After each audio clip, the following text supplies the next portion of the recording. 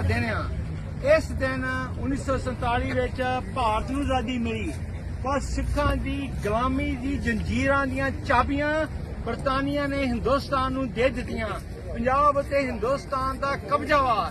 ਇਸ ਦੇ ਬਨਾਮ ਸਿੱਖਾਂ ਨੂੰ ਕੋਈ ਹੱਕ ਨਹੀਂ ਮਿਲਦਾ। ਸਾਡੀ ਆਇਡੈਂਟੀਟੀ ਉੱਤੇ, ਸਾਡੇ ਧਰਮ ਉੱਤੇ, ਬੋਲੀ ਉੱਤੇ, ਜ਼ਮੀਨਾਂ ਉੱਤੇ, ਪਾਣੀ ਉੱਤੇ, ਕਿਸਾਨਾਂ ਉੱਤੇ, ਨੌਜਵਾਨਾਂ ਉੱਤੇ ਹਮਲੇ ਹੋ ਰਹੇ ਨੇ।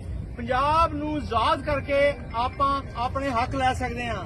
ਪੰਜਾਬ ਖਾਲਿਸਤਾਨ ਰੈਫਰੈਂਡਮ ਜਿਹੜਾ ਵਾ ਇੱਕ ਇੰਟਰਨੈਸ਼ਨਲ ਕਾਨੂੰਨ ਆ ਜਿਹੜਾ ਕਿ ਸਾਨੂੰ ਹੱਕ ਦਿੰਦਾ ਵਾ ਕਿ ਅਸੀਂ ਵੋਟਾਂ ਪਾ ਕੇ ਪੰਜਾਬ ਨੂੰ ਹਿੰਦੁਸਤਾਨ ਦੇ ਇਲਾਕੇ ਵਿੱਚੋਂ ਕੱਢ ਕੇ ਆਪਣਾ ਇੱਕ ਆਜ਼ਾਦ ਦੇਸ਼ ਬਣਾਈਏ। ਇਹਦੇ ਵਿੱਚ ਤੁਹਾਡੀਆਂ ਵੋਟਾਂ ਚਾਹੀਦੀਆਂ ਨੇ ਤੇ ਤੁਸੀਂ 17 ਤਰੀਕ ਨੂੰ ਜਿਹੜੀ ਕਿ ਇੱਥੇ ਵੋਟਾਂ ਪੈ ਰਹੀਆਂ ਨੇ ਵਾਸ਼ਿੰਗਟਨ ਡੀਸੀ ਵਿੱਚ ਨੈਸ਼ਨਲ ਮਾਲ ਦੇ ਉੱਤੇ, ਉਹਦਾ ਐਡਰੈਸ ਹੈਗਾ 12 ਸਟਰੀਟ ਤੇ ਮੈਡੀਸਨ ਐਵਨਿਊ। ਤੁਸੀਂ ਉੱਥੇ ਪਹੁੰਚ ਕੇ ਖਾਲਿਸਤਾਨ ਦੀ ਪ੍ਰਾਪਤੀ ਵਾਸਤੇ ਹੋਰ ਰੈਫਰੈਂਡਮ ਵਿੱਚ ਵੋਟਾਂ ਪਾਓ ਤੇ ਪੰਜਾਬ ਦੀ ਆਜ਼ਾਦੀ ਦੀ ਮੁਹਿੰਮ ਦੇ ਵਿੱਚ ਆਪਣੀ ਤੁਸੀਂ ਮੋਹਰ ਲਾਓ ਤਾਂ ਕਿ ਤੁਸੀਂ ਹਿਸਟਰੀ ਦਾ ਹਿੱਸਾ ਬਣੋ। ਵਾਹਿਗੁਰੂ ਜੀ ਕਾ ਖਾਲਸਾ, ਵਾਹਿਗੁਰੂ ਜੀ